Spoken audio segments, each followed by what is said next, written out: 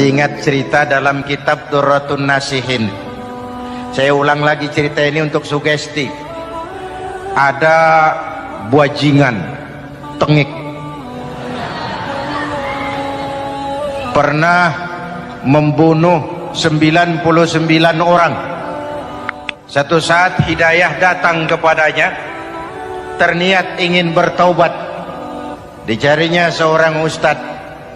Ketemu ustadz kepala ngajar. Ustadz, ya, apa? Saya mau taubat. Diterima apa tidak taubat saya? Emangnya dosa kamu apa?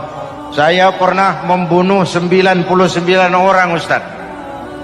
Ustadznya melotot. Wih, banyak amat. Nggak segampang itu nyawa hak prerogatif Allah. Cuma Allah yang berhak ngambil. Membunuh tanpa alasan yang benar dosa besar. Dosamu kelewat banyak, mas. Nggak bisa.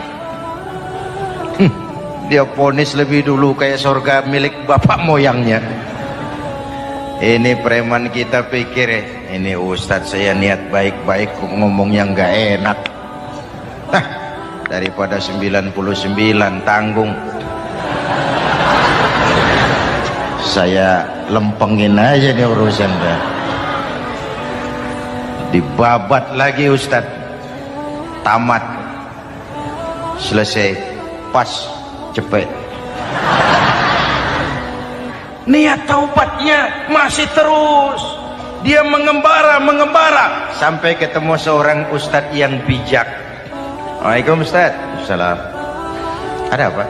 Ustadz, saya mau taubat, diterima apa enggak sih? Oh, sebelum mentari terbit dari sebelah barat, sebelum nafasmu sampai di tenggorokan, Allah akan menerima taubatmu. Boleh jadi dosamu besar, tapi ampunan Allah lebih besar dari dosamu. Begitu Ustaz. Iya. Cuman ngomong-ngomong dosamu apa sih? Ustaz, saya sih tadinya cuma bunuh 99 orang.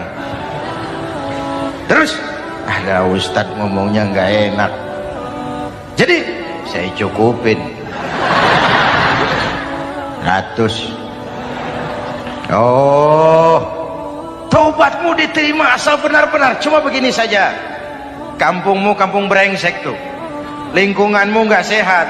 Kalau kau pulang ke sana lagi, niat taubatmu bisa lentur dan luntur. Kamu pindah saja, hijrah ke kampung lain yang lebih baik. Baik Ustadz, makasih.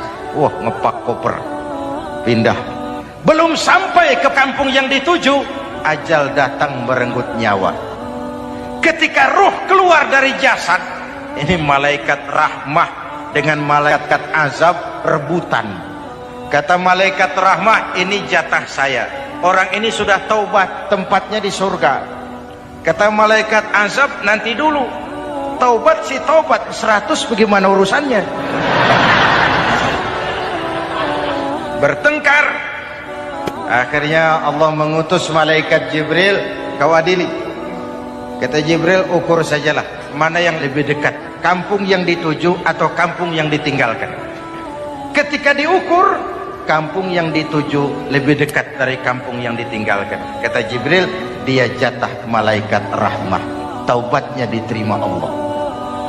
Nah, kalau mendengar riwayat seperti ini, jangan diartikan bahwa untuk taubat mesti membunuh 100 orang. Ini harus diartikan bagaimanapun besar dosa dan kesalahan yang kita lakukan, jangan putus asa dari rahmat Allah. Sebaliknya, bagaimanapun banyak kebaikan yang kita kerjakan, jangan puas hati dan sombong diri. Kita belum tahu akhir perjalanan hidup ini. Kita hanya berbuat dan berbuat. Kepastian itu haknya Allah. Ada yang masuk neraka karena menyiksa kucing. Ada yang masuk surga walaupun sudah membunuh 100 orang.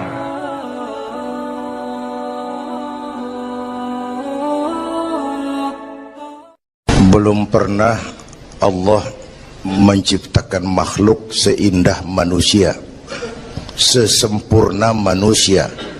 Belum pernah. Itu di Ragunan makhluk Allah puluhan ribu. Bandingin nama kita, bagus mana?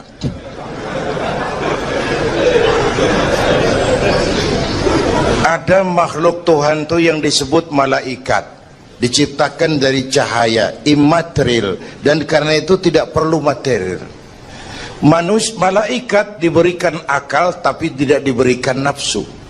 Kalau malaikat selalu benar, nggak istimewa. Kalau malaikat nggak pernah salah, wajar. Nggak ada yang bikin mereka salah. Material nggak perlu, seksual nggak perlu, sama duit budek, sama perempuan kagak open. Malaikat. Sebaliknya ada makhluk Allah yang namanya binatang, diberikan otak tapi tidak diberikan akal. Mereka hanya diberi nafsu. Sapi kalau dia ngelihat rumput, nggak usah nanya ini rumput halal apa haram, nggak usah. Ayam jago kalau sudah datang syahwatnya, nggak usah nengok ini banyak orang apa enggak, nggak usah. Dan itu wajar binatang. Nah, yang ketiga kita manusia, makhluk paling komplek, diberi akal, diberi nafsu. Tiap hari sejak bangun tidur sampai tidur kembali terjadi pergolakan perjuangan antara bisikan akal dan nafsu. Kadang akal menang, kita naik jadi malaikat, cuman potongannya manusia. Kadang nafsu menang, kita turun lebih kayak binatang, bahkan lebih rendah daripada binatang, lebih buas daripada binatang. Buas-buasnya sapi, makanannya cuma rumput. Manusia kalau sudah buas itu aspal, kabel telepon, minumnya solar,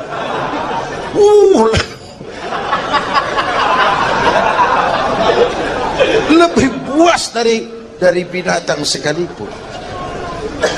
Agar akal bisa mengendalikan nafsu, Allah menurunkan agama, bukan menghilangkan, mengendalikan, mengatur.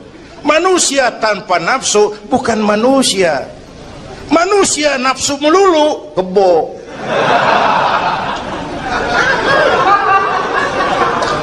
Islam nih, agama nih nggak ngilangin nafsu, ngatur supaya sesuatu pada tempatnya. Jangankan hidup berkehidupan, pakai kopiah saja mesti ada caranya tuh. Ya, ada cara. Ceramah ya gini, dagang miringin dikit, main gaple begini.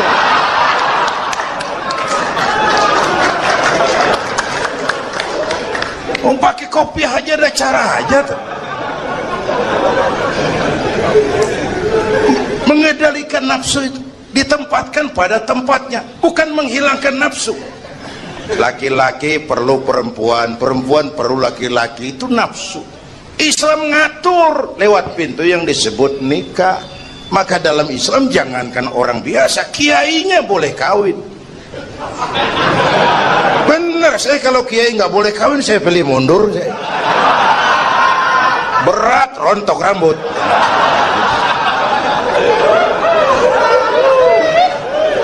Ngatur. Saudara-saudara hadirin yang saya hormati, jadi ternyata di sini bukan perjalanan terakhir.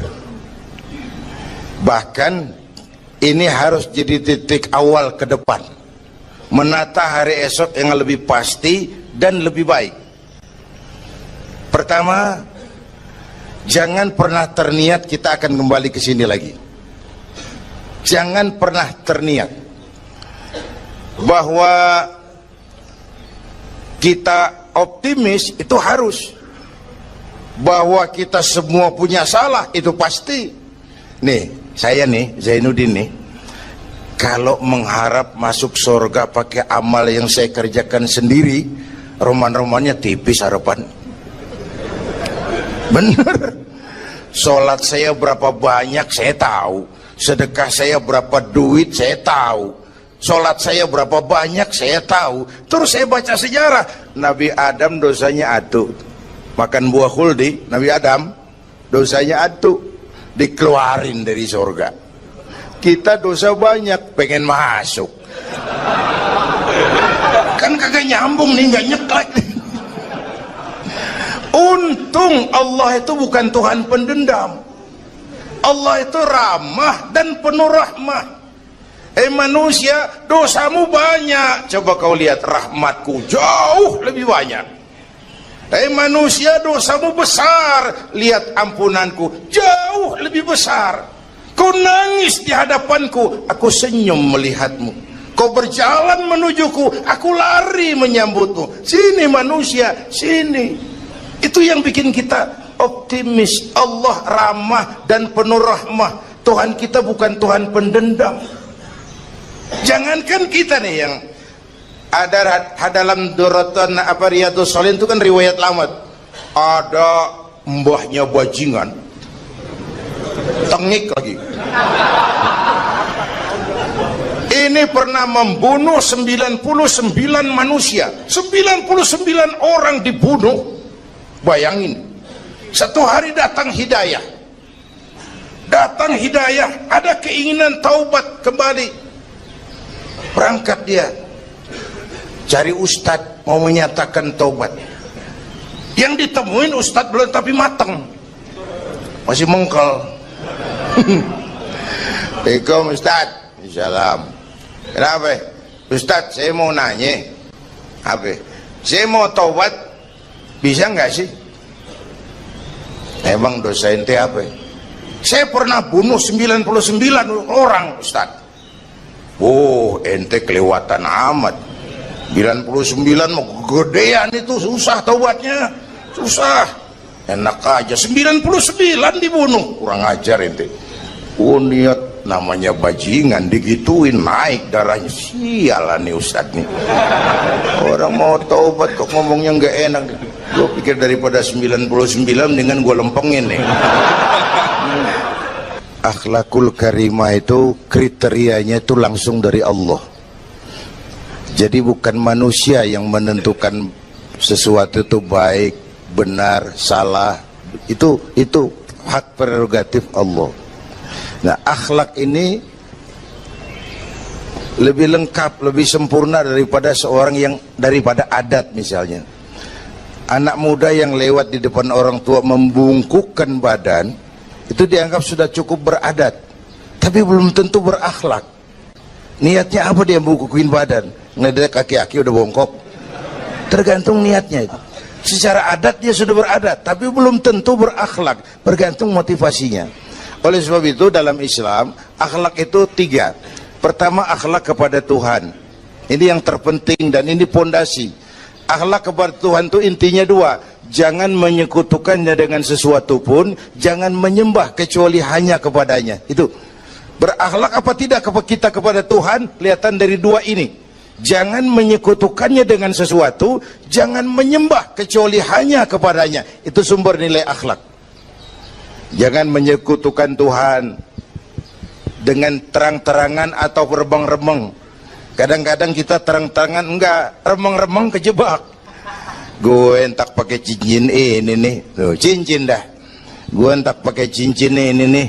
Jangan anak perawan, nenek-nenek lihat gue lemes. Nenek-nenek ya lemes.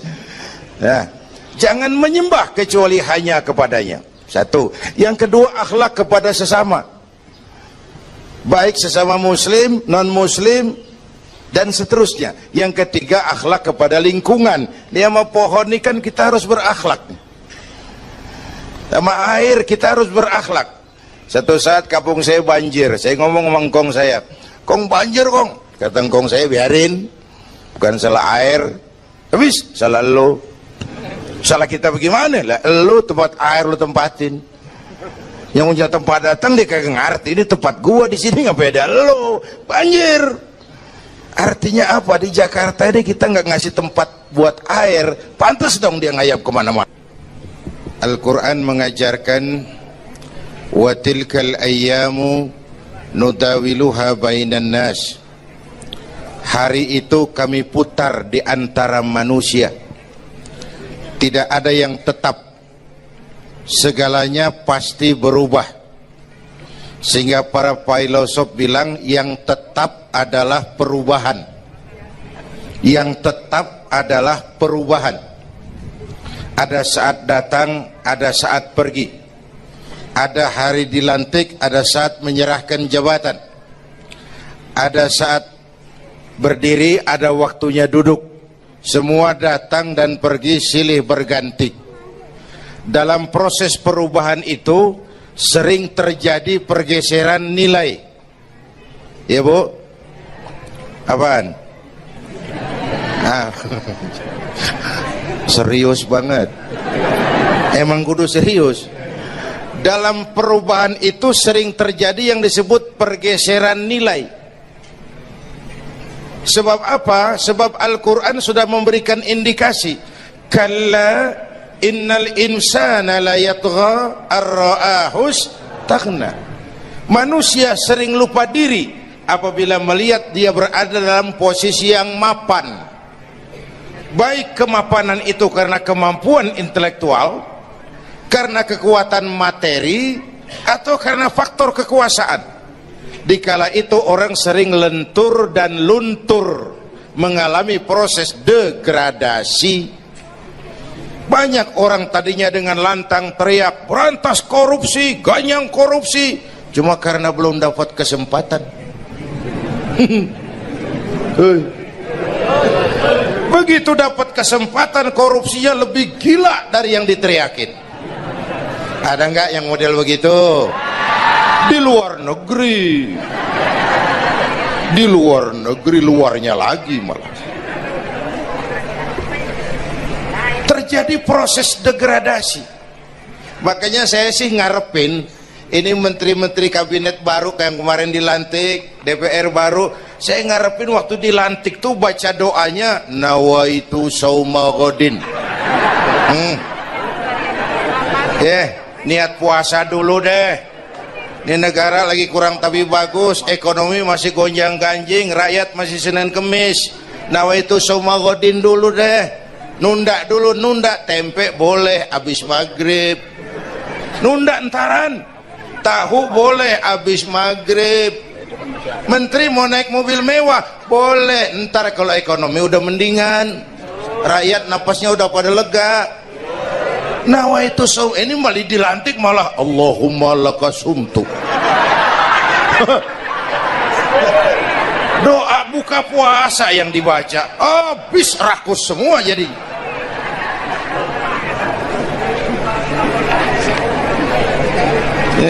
Dengerin ngikutin senturi ya. Ban bingung kita. Siapa yang nanggung jawab ini? Yang jawab banyak banget, yang nanggung kagak ada. Bener nih. Yang jawab semua jawab pakai jurus bekelit. Yang nanggung kagak ada. Nih ujung-ujungnya saya khawatir kayak lagu Bengawan Solo. Akhirnya ke laut. Kalau udah ke laut udah kagak ada yang ngurusin, udah ribet urusan.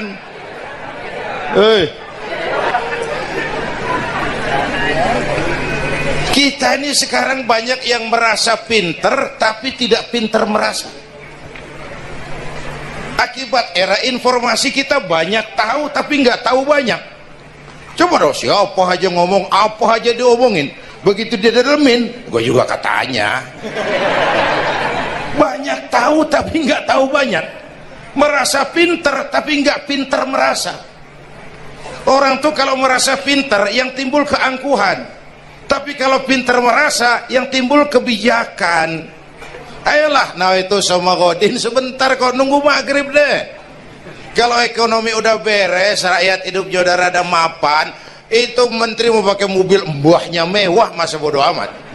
Ya, dong menteri-menteri di Inggris harga mobil dinasnya 200 jutaan, padahal Inggris yang bikin Rolls Royce, Inggris bikin mobil Bentley, Inggris bikin mobil Aston Martin. Aston Martin itu merek parfum apa mobil pakai? Hah? Merek parfum apa mobil? Merek mobil bang. Itu Aston Martin yang dipakai James Bond itu. Oh iya iya. Punya pakai? Gue juga katanya.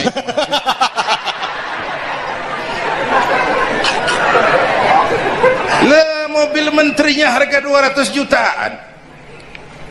Menteri-menteri Malaysia pakai mobil Proton Saga, produknya sendiri. Kita 1,3 miliar. Ada, mudah-mudahan mobil dinas baru ini bisa meningkatkan kinerja saya, kata seorang menteri. Dodol. Apa hubungannya mobil mewah sama kinerja? Apa hubungannya mobil mewah sama kinerja? Kalau memang mental bajai, biar naik Mercy juga selandang-selandang nggak karu-karuan. Mental. Dan ini saya mau bicara, kita perlu stabilitas temperatur batin atas terjadinya perubahan yang membawa pergeseran nilai. Kita harus kayak ikan di laut. Ibu tahu ikan di laut? Tahu? Itu katanya ikan di laut udah Kristen semua. Sebab yang paling gedenya paus.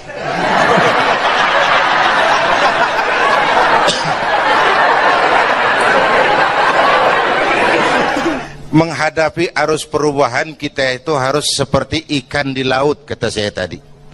Ikan di laut biar 3 tahun berendam di air asin, nggak ikut jadi asin tuh ya.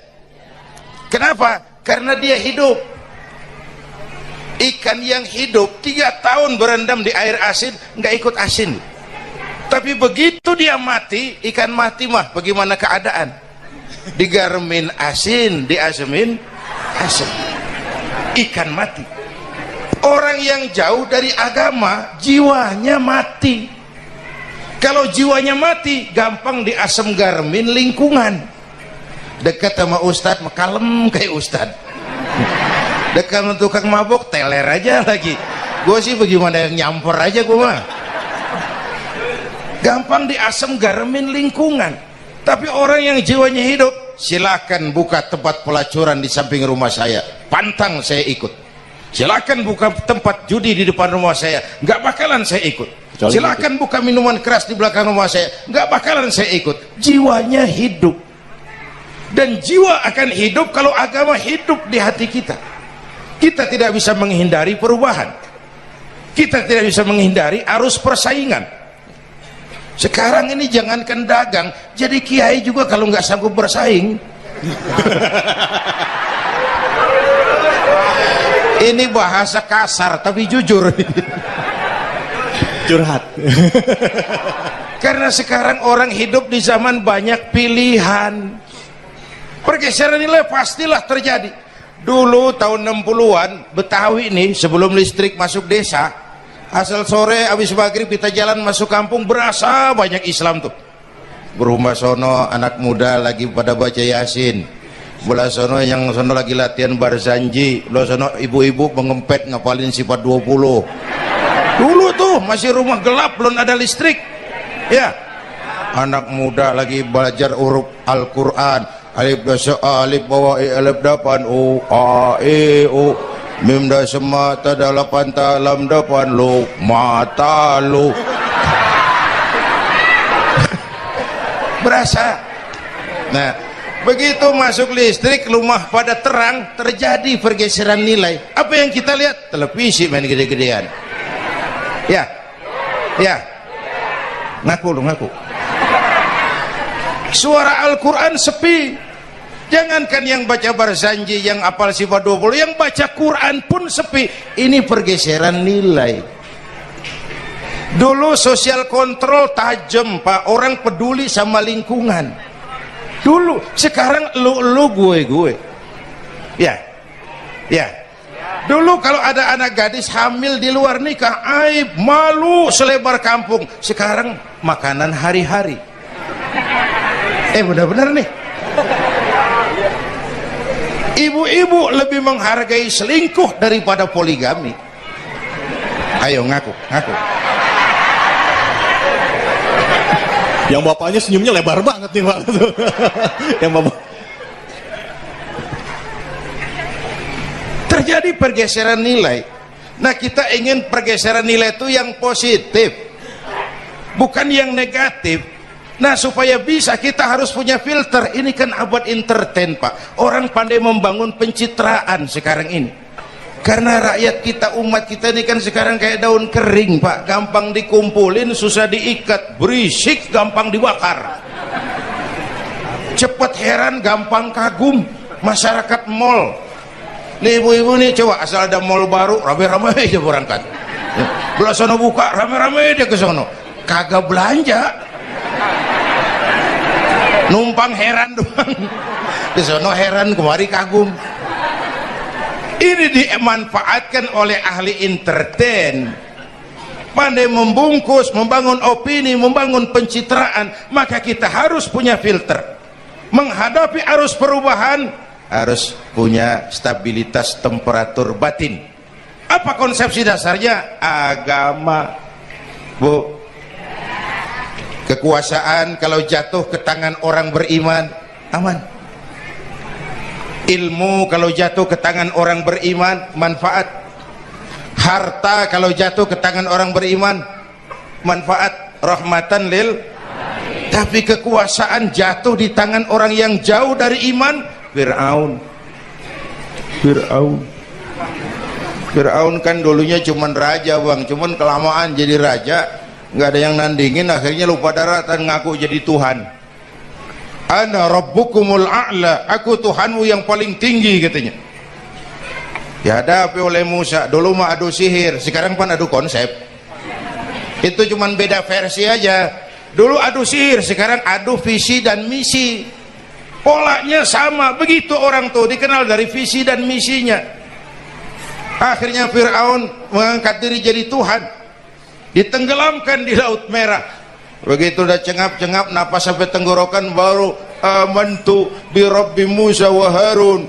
Aduh, kalau begini saya juga percaya sama Tuhannya Musa. Udah mau mati, walaikal maut, gemes banget, dikedukin lumpur, dijubulin, mampus loh. Kemarin kemana, udah gini hari baru beriman. Kekayaan kalau jatuh di tangan orang yang jauh dari iman, yang muncul korun, lupa diri, lupa daratan, masuk dalam kategori kalla innal insana la yatgha ar-ra'ahus tagna. Maka dalam pada itu kita bersyukur Majelis Ulama memberikan fatwa yang berkenaan dengan perubahan-perubahan yang terjadi di tengah-tengah kita, supaya kita ini punya pagar, supaya kita punya benteng ada yang kita pegang. Dan yang memberikan fatwa juga Majelis Ulama, bukan seorang tuh, majelis, lalu terdiri dari berbagai macam proses pertimbangan. Nggak sembari ngelamun di bawah pohon jambu tuh nyusun fatwa tuh. Saya perlu sampaikan ini sebab orang kan harus hati-hati. Memang ada hadis, barang siapa yang berijtihad lalu ijtihadnya benar dapat 2 pahala, kalau ijtihadnya salah dia dapat 1 pahala. Manijtahada, man di sini bukan lil itlaq, bukan siapa saja, barang siapa lalu siapa saja, nggak beres urusan. Barang siapa yang memenuhi persyaratan untuk berijtihad, lalu dia berijtihad, itu yang kalau salah dapat 2, kalau salah dapat 1, kalau benar dapat 2. Jadi manijtama'a fihi syurutul ijtihad, bukan man lil itlaq, lalu siapa saja boleh berijtihad, lalu lahir fatwa yang aneh-aneh. Tetapi sungguh pun demikian, fatwa Majelis Ulama itu tidak bersifat mengikat. Ini yang bijaksananya. Tuh dalam Al-Quran Pak, Bu, balik lagi ke ceramah nih. Dalam Al-Quran Allah itu maha bijaksana. Kapan? Coba. Kalau sorga disediakan untuk orang yang tidak punya dosa, sepi sorga. Ya, nih ayo jujur nih, ada nggak yang kagak punya dosa di sini? Nggak ada. Untung Allah bilang apa? Wa amma man sakulat mawazinuhu fahuwa fi 'isyatir radiyah. Orang yang timbangan kebaikannya lebih berat dari timbangan kesalahannya. Bukan nggak punya salah. Orang yang timbangan kebajikannya lebih berat dari dosanya. Bukan nggak punya dosa. Ya. Kenapa kamu jatuh? Barang terjatuh. Kenapa? Kok bisa barang terjatuh? Barang tadi empis ya? Empis barang tadi. Mana kamu buang sendal? Baran tadi buang sendal ya?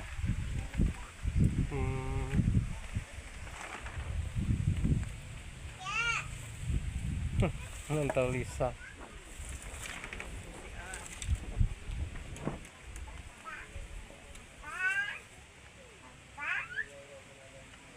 Oh, buat apa ya?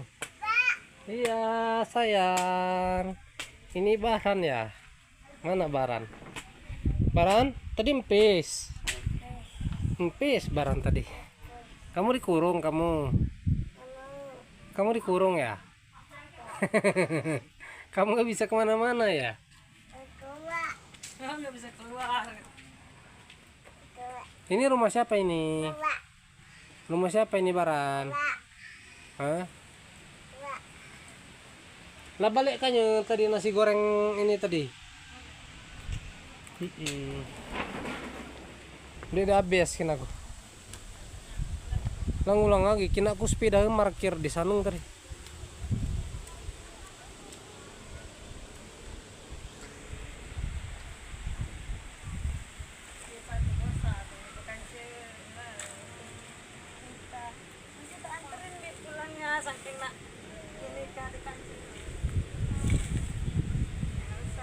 Ya jom saja ke sini sering-sering. Main sini aja, Ji. Kalau nggak ada teman di sana, Ji. Bapaknya Dita ada untuk teman. Ngegawin.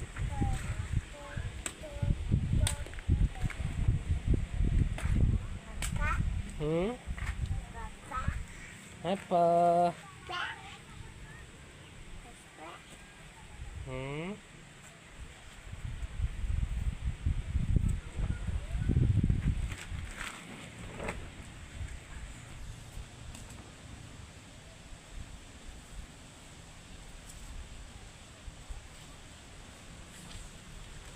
Kenapa Baran guling-guling? Baran sembunyi.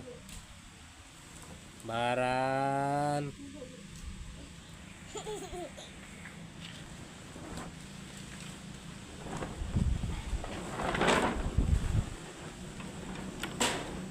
Suasana di kota santri asik tenangkan hati. Ini adalah Gunung Arjuna di lokasi Lampung Barat.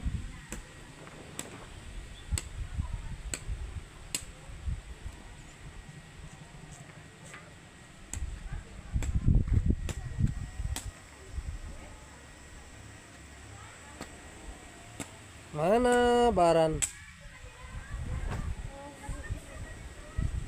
Baran sembunyi.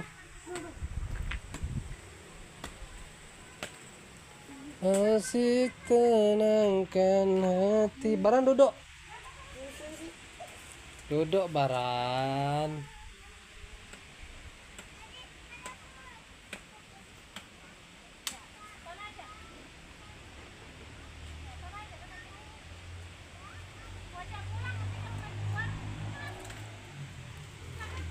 Ini adalah anak, dia malu-malu. Lihatlah seorang anak bayi yang malu-malu. Umurnya 2 tahun kurang 1 bulan.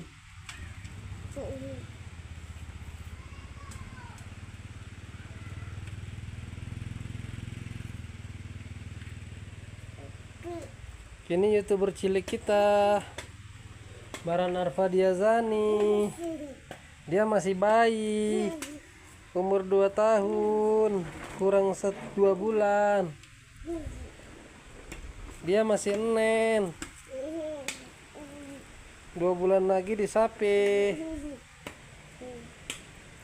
Barannya malu-malu masuk kamera. Hei Baran, kamu ngapain di sana Baran? Hei. Ya ampun. Masya Allah. Azan dulu nak, azan. Allahu Akbar, Allah Akbar. Allahu Akbar. Allahu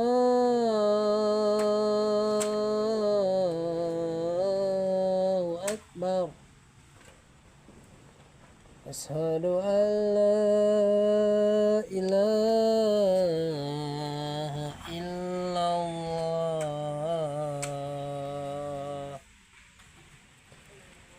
Asyhadu an la ilaha illallah. Baran, kenapa kayak gitu Baran? Baran, panggil ibu, panggil ibu, panggil ibu.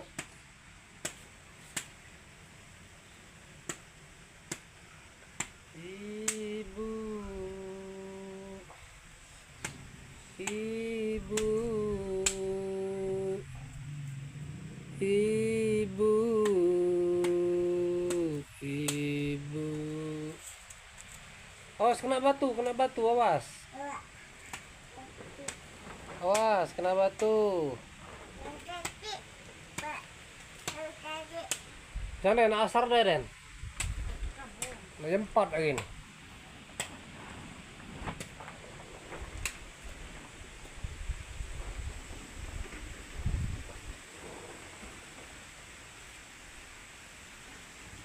Anginnya sangat deras sekali.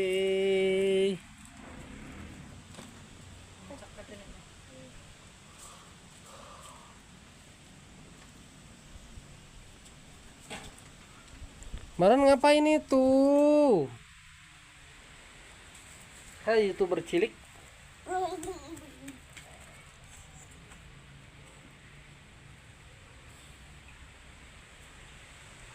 Ini suasana di sore hari.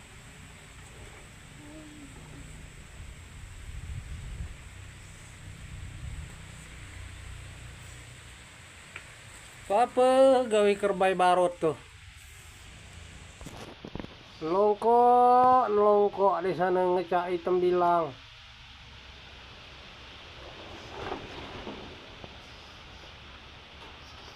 Lanur sengkang baplang saja dong dirot. Iya Pak. Apa anak? Ini dia dirot. Dirot. Dirot. Dirut, jangan nangis. Bapang kencakan dong muda. Dong kabagale.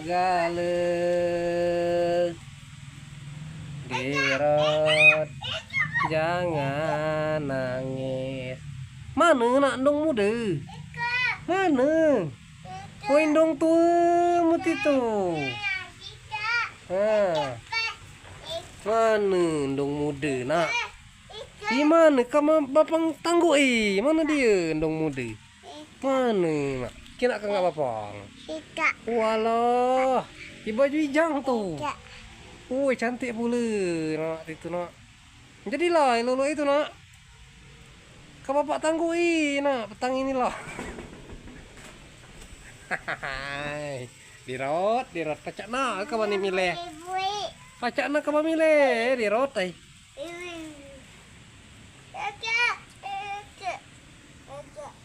Cantiknya. Cikgu.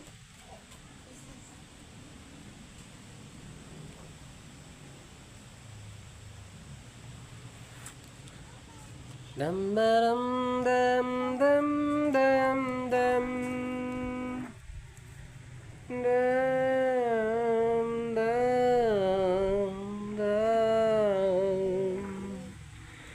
dam dam dam dam dam dam dam dam. Oh anakku sayang. Hoi Baran. Fadiazani,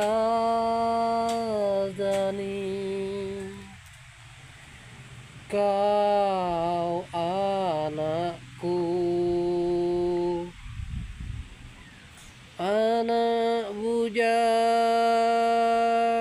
nomor dua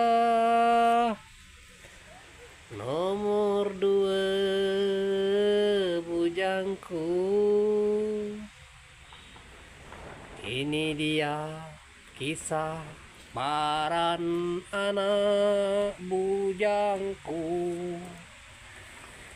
Sampai umur 2 tahun kurang 2 bulan, senampur lagi kadisat pendongnya, loka kanangis pula. Oi Baran, ngapa dengan caningka tuh belari kulu kile cakari endong muda endong kaba dang nanam bekayu, empuk berjilbab ijang. Iya, Pak. Apa? Lihat kamu. Mana ibu kamu? Ibu kamu kemana? Ya Baran. Mama. Mama. Eh? Kemana? Mama.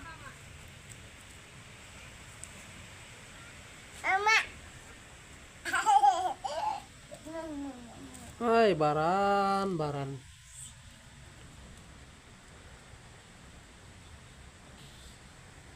Sedihnya